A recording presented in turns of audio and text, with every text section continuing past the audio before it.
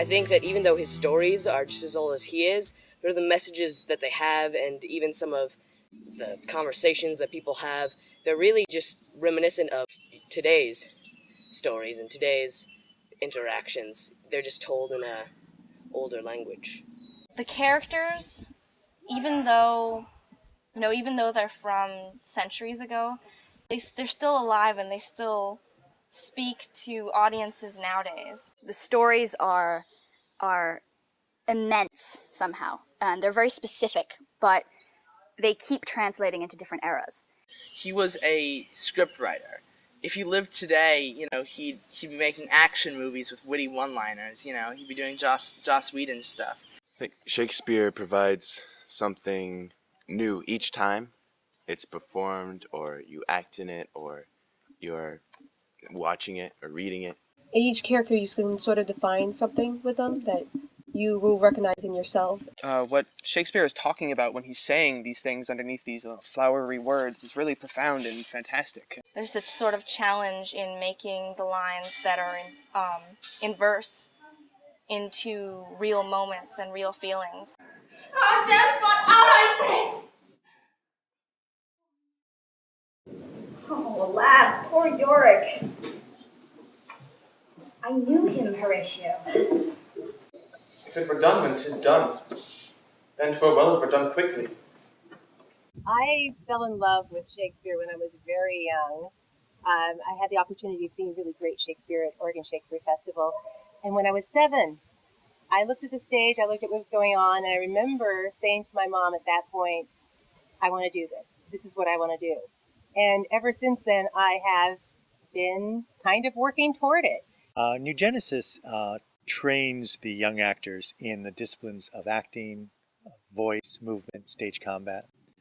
And we help to develop help them develop a deep knowledge of themselves and their connection to Shakespeare. What's happening here with Shakespeare is that it's really delved into and looked at very specifically how each word, each phrase is put together, how each scene and then building to an act and then to a play, and we watch that whole thing be put together, and it's with this wonderful group of people. What Ron and Leslie are creating here is just this atmosphere of creativity, this atmosphere of collaboration. And I mean, that's the greatest thing you get out of theater. It's fun because, specifically this company, we're kids, and we're playing adult parts.